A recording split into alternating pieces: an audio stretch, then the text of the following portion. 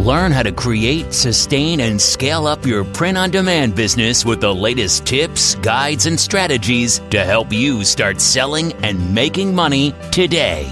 Welcome to the Sales on Demand Show. And here's your host, Adam Schneider.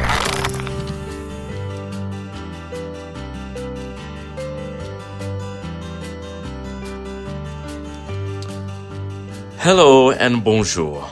Welcome to the Sales on Demand Show, now available in both official languages, English and English. Hey folks, it's Adam here, Sales on Demand Show, episode 37. So I thought I would talk about something today that is not specifically related to print on demand, but I think about it a lot. I do have a job that I have a lot of time to myself, and I think about things a lot and listen to podcasts. And there's just not enough business podcasts for me to fill my day, so I listen to some other kinds of podcasts, and it's usually political stuff. I don't know why. Sometimes it's just entertainment, really.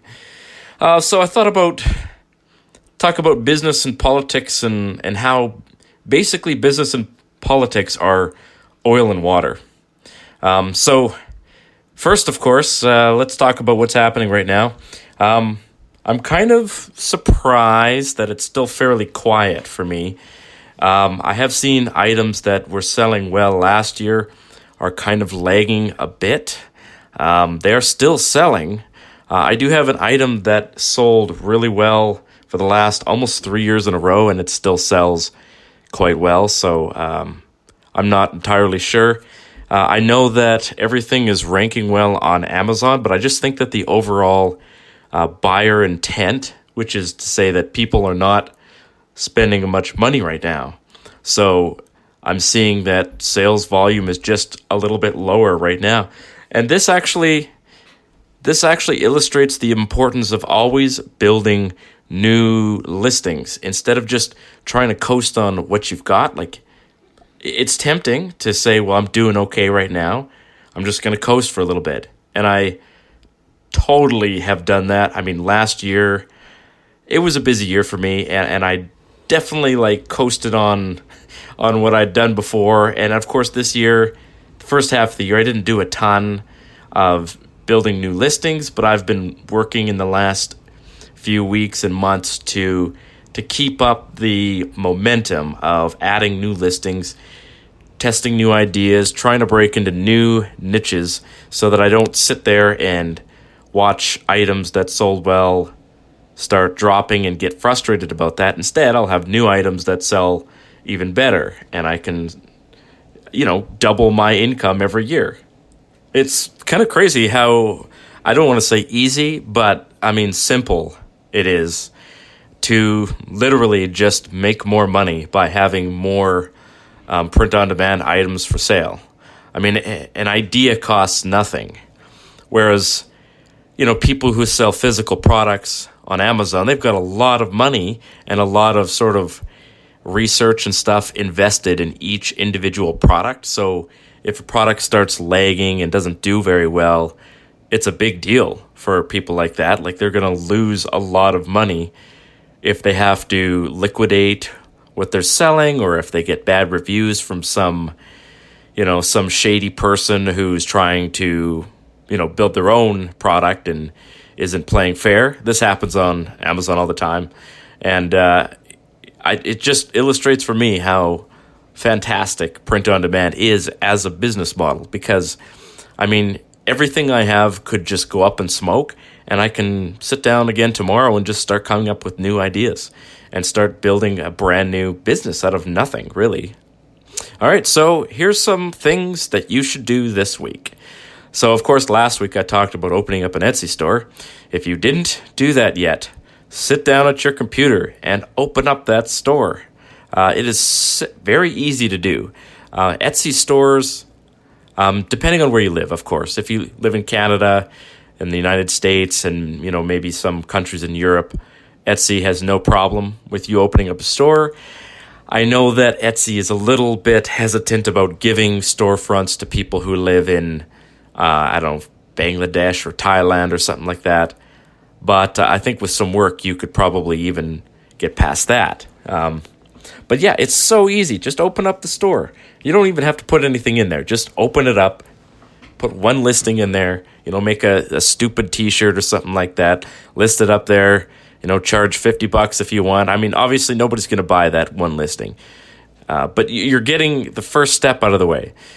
Now, the second thing that you should do this week is start adding listings and aim for 100. Aim to have 100 listings, 100 designs, and I mean different designs. I don't mean like 20 designs on 5 different products, because that's not a really accurate test. The best way to test if you're a brand new seller is to start with white coffee mugs. Honestly, they're really easy to make. Simple text designs sell very well. You do not need fancy fonts. You don't need graphics on there. Just create simple text designs. Look for funny phrases, sentimental phrases. Put them on a coffee mug. List them on Etsy. Really simple to do.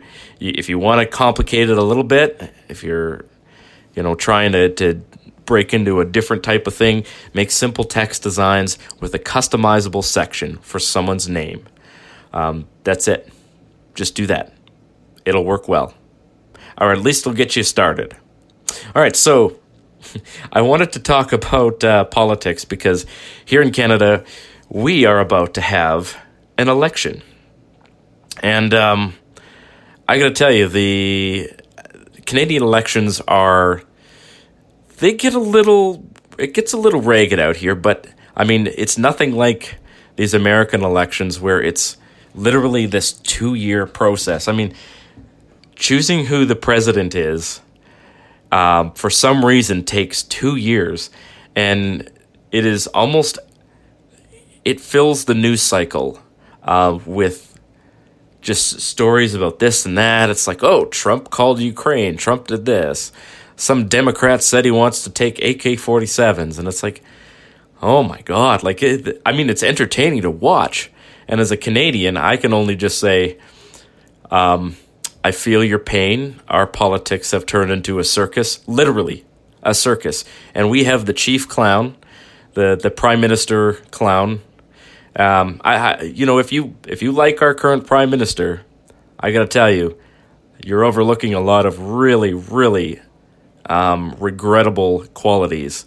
If you are a liberal voter, fine. I'm sure we'd sit down and have a great conversation. But, I mean, even the most hardcore liberal people have to admit that Justin Trudeau is doing a terrible job as the Prime Minister of Canada. And it's not even just that he's kind of corrupt and all this stuff. It's that he's just doing all these stupid things. And then, you know for a fact that if someone else did it, he would not approve of it. So anyway, our election is on the 21st of October, so it's really only 2.5 weeks left of this stuff, and there's political signs everywhere, and, there's articles being shared on Facebook. But I'm thinking a little bit deeper, and I've just noticed from some of the smarter people that I follow that despite the fact that the American economy is doing really, reasonably well right now, there is a boom-bust cycle. And the boom-bust cycle, because there's a boom, there's always a bust. There's a reason for that, and it's because the economy, and Canadian economy is built on the same thing. Our economy is built on money that is backed by debt. So you get these booms where there's cheap credit and everybody's spending money on things, but they overspend on those things. For example, housing. The housing market gets really hot. And I remember 2008, I was watching the value of my house go up like $500 a day. There was an article in the newspaper, and they're like, the housing market in Calgary is going up $500 a day, at the average house price. And people were like, wow. So everybody that owned a house was sitting there just, mentally counting their money. And all I can think of was, wow, this is going to hit. It's going to crash in a hard way. And yeah, it did. I was right in the middle of selling my house when it kind of crashed. Managed to pull, most of the gains out of it, but it's just this up and down thing, and it's really irritating. And especially in a business, you're running a business where you sell physical products to people, then, especially gift items. When things go bad, people scale back their purchasing on gift items. So it got me thinking about, ways that I can sort of work around this. And does it really matter to me who's in charge? Do I really care if Justin Trudeau gets reelected? Because honestly, the last 4 years were pretty good to me. And it had nothing to do with the fact that Justin Trudeau was in office. And in fact, it was in spite of the fact that he was in office. Now, it's true that he's racking up a lot of debt, but I mean, every person who is going to be in government is going to do the same thing. It doesn't matter who becomes the president.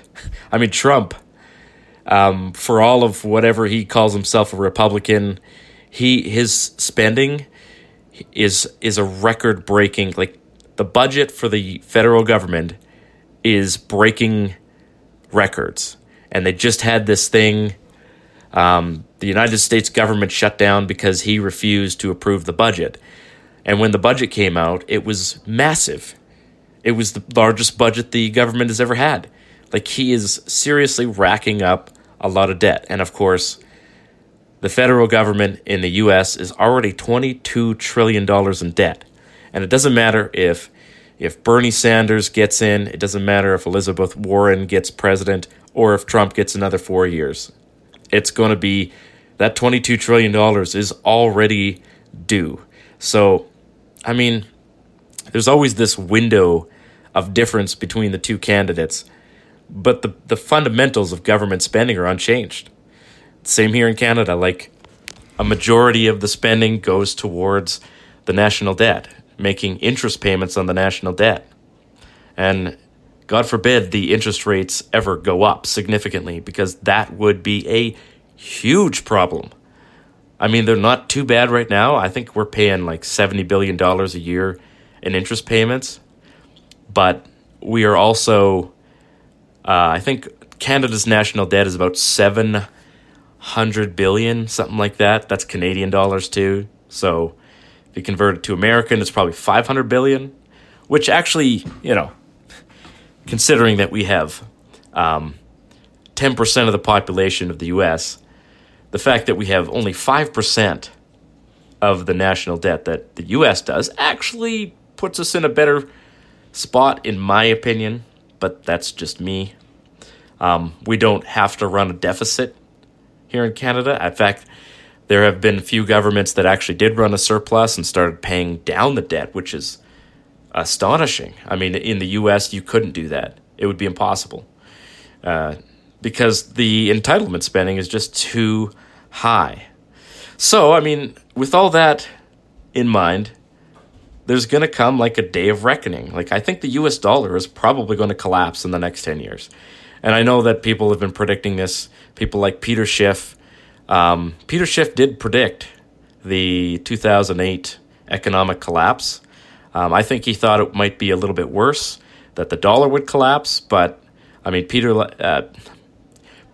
like Peter Schiff, if you don't know who Peter Schiff is, he's a commentator, and he's a smart guy.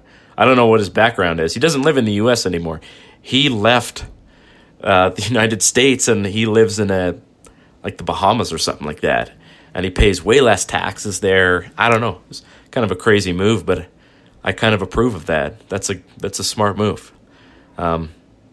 Anyway, so people like Peter Schiff and other people they're saying that eventually, maybe in the next 18 months, there's going to be a recession. So it's kind of important for you as a seller not to see what's happening now and presume it's going to continue, because the most unpredictable thing in the world is entrepreneurship. It is really, really the most unpredictable thing on planet Earth. As you can probably tell, just since I've been doing this podcast, it hasn't even been a year, and already there's been major changes in all the platforms. I mean, some of them are fairly minor, but, you add up all of the changes that take place in the marketplace, and you get, over a year, you get some pretty significant kinds of changes. I mean, Facebook changes the way they deliver advertising. Etsy basically destroyed their advertising platform by combining it with Google Ads. Again, I'm still choked about that. That was a stupid move. I talked about that last week if you want to know what I'm talking about. So it's important for me to tell you to diversify your income. And I get this a lot from people. They're like, the dream of every entrepreneur is to be like full-time, sitting at home, like laptop lifestyle. I see this all the time. If you've ever signed up for an email list for some of these like really, some of these marketers that have these e-commerce training, we call them gurus. They're the people that claim to be able to get you to make, your 6-figure, 7-figure income in like 3 days. And they keep bragging about, oh, look, I took this Shopify store from $0 to $3,000 in like 24 hours. I mean, these kind of guys, they're always talking about the laptop lifestyle and, if you want to quit your job. And of course, a lot of people are out there working jobs that they hate. I was one of them. Just a little over 12 months ago, I was working a job that I'd been doing for 10 years, and I really was not happy. Physically, it was hard on my health. I was driving a long way to get there in crappy weather and at times of day where I was really tired. Work a night shift and drive 2 hours to get home. I was doing that 3 or 4 times a week. And I was like, I can't keep doing this. It's going to kill me. So we did make some changes last year. I have a job now that I like, and it's not very stressful. It's a job that I'm good at. The skills that I've developed over, 15 years, I put them to good use. And I can drive home from work, and I don't have to think about it. There aren't things that happen at work that dwell on my mind all night long, keeping me up. I'm just content with where I am right now, but I'm not kidding myself that I'm going to stay there. But at the same time, I'm not planning to quit my day job anytime soon. And this is what I tell people. This is not something that you're going to jump into and just be full-time right away. There are occasionally people who do that. And these people they're hard workers and they're methodical. There is kind of a category of people who can sit down and they can focus on something and spend like 12 hours a day just hammering away at it and really start building it up really quickly. And one of the ladies I know, her name is Jen. She's just, I want to call her like psychotic, but in a nice way, like crazy in a good way. She is just so focused on building her business, and she analyzes everything, and it's just everything that she does. She doesn't have, I assume she doesn't have kids. She might have a husband, but I mean, this is her one thing. And of course, if you're at home and you have another income earner in the house, then you might be able to do that. I don't. My income is the only income that we've got. And because of that, I have no plans to quit my day job. And if you are the sole income earner in your house, I'm telling you right now, don't plan on quitting your day job.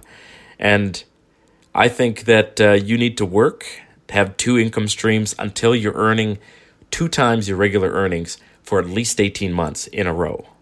So for me, that would look like, if I could make 150,000 Canadian dollars in a 12-month period and then keep doing that for another 6 to 12 months, so about 2 years worth of that, then I would consider quitting.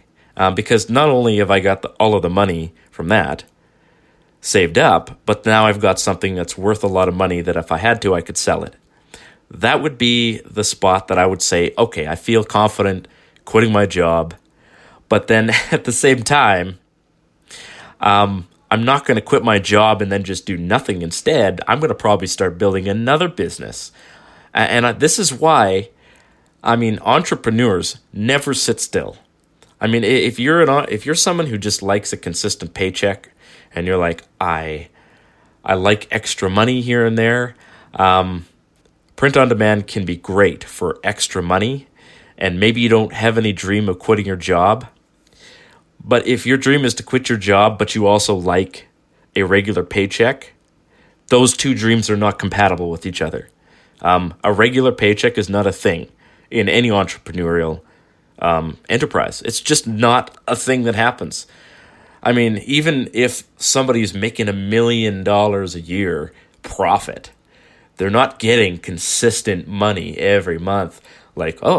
And what you're doing is really you're averaging it out over, the number of months in the year. But man, there can be a huge difference in revenue from one month to the next. And none of it is really guaranteed. You can lose your market share on Amazon if something happens. Amazon can suspend your account temporarily or something like that. It happens all the time. You might have, supplier problems. Print on demand or any physical product business is a great side gig. And honestly, because the income is really passive, I just don't see any need to stop working. Now, I say it's passive. A lot of the people who are working full-time at this, they're working pretty hard. And especially at Christmas time, they're working like crazy because they're manually doing a lot of the things, and especially on Etsy. Etsy, it tends to be a lot more time consuming. You get customers messaging you a lot. So the people who are doing really well on Etsy are really kind of doing that full time. And I know a couple of ladies who are doing that. Tends to be women who really do well on Etsy. Although I do know one guy who does really well on Etsy, but I think women just sort of understand how Etsy works a little bit better. Maybe not all women do, but it can't be a coincidence that women seem to do really well on Etsy. I don't know. Honestly, I see more women doing well in this kind of business just overall. And I think it's because for men,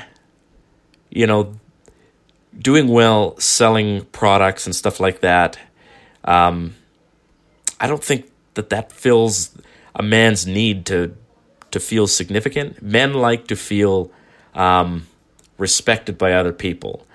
And I just don't think that, making a lot of money selling products always fills that feeling of respect. Because who else sees it? Like, nobody's there to see it. So men like to pursue careers where they're interacting with other people.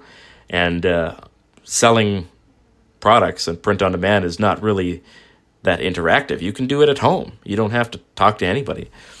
So, maybe I'm completely wrong about that, but that's just sort of my perception of this.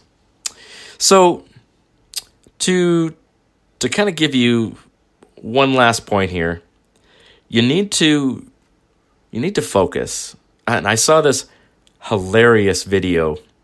There's a guy named Andy Bertucci who does these really crudely animated, hilarious cartoons about entrepreneurship, and he hits it right on the head.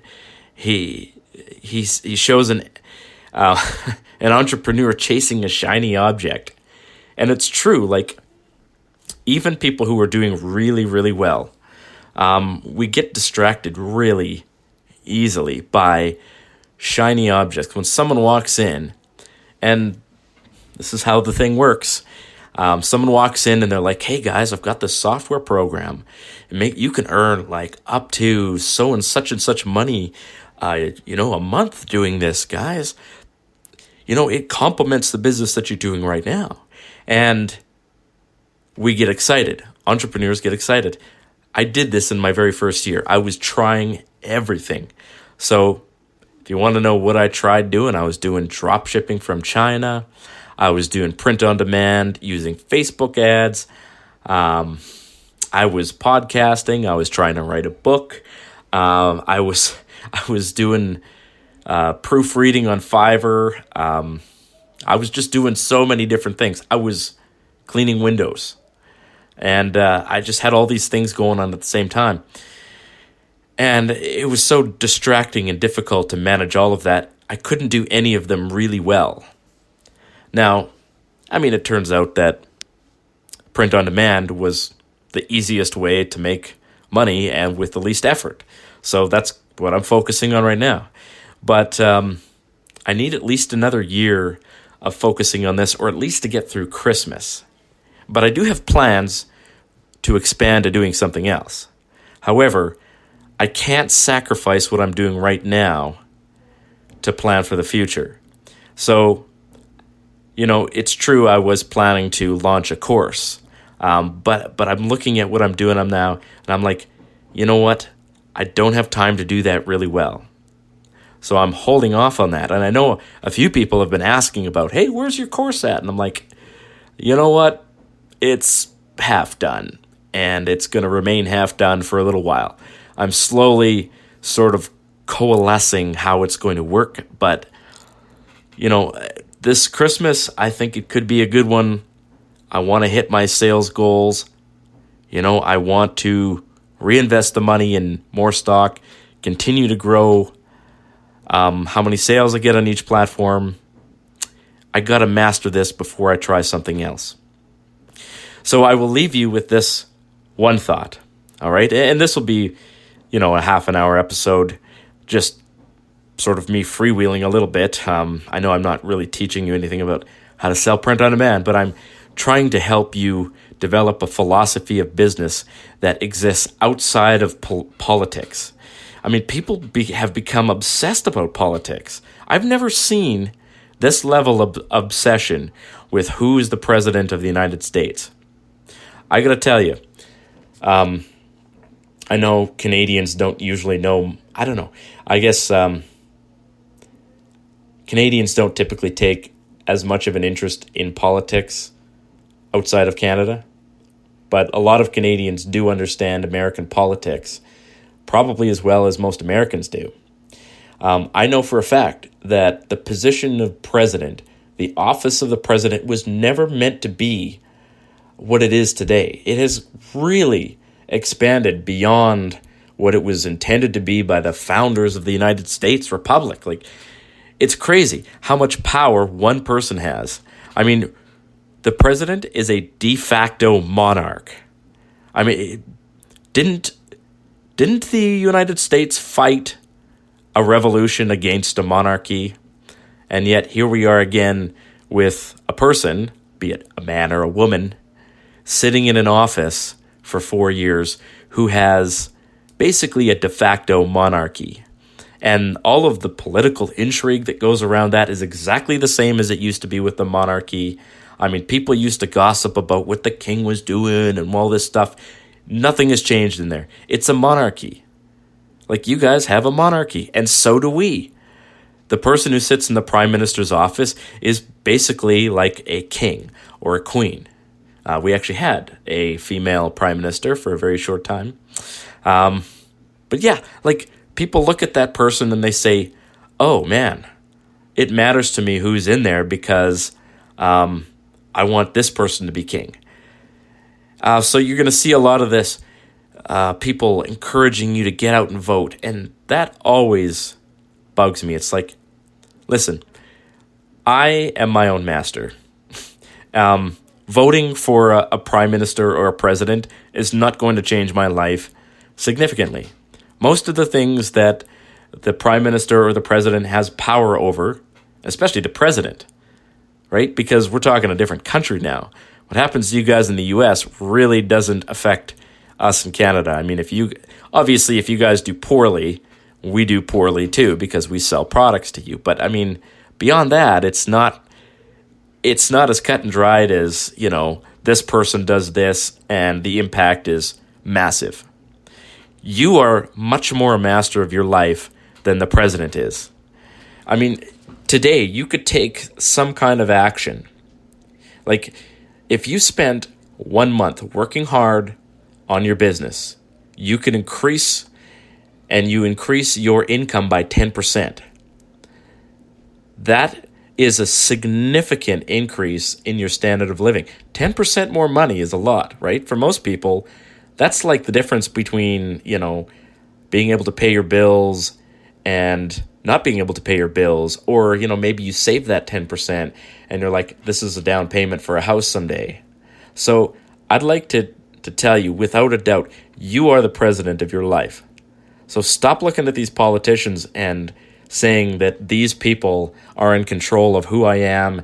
My identity is wrapped up in who's sitting in the White House, because that is bullcrap, man.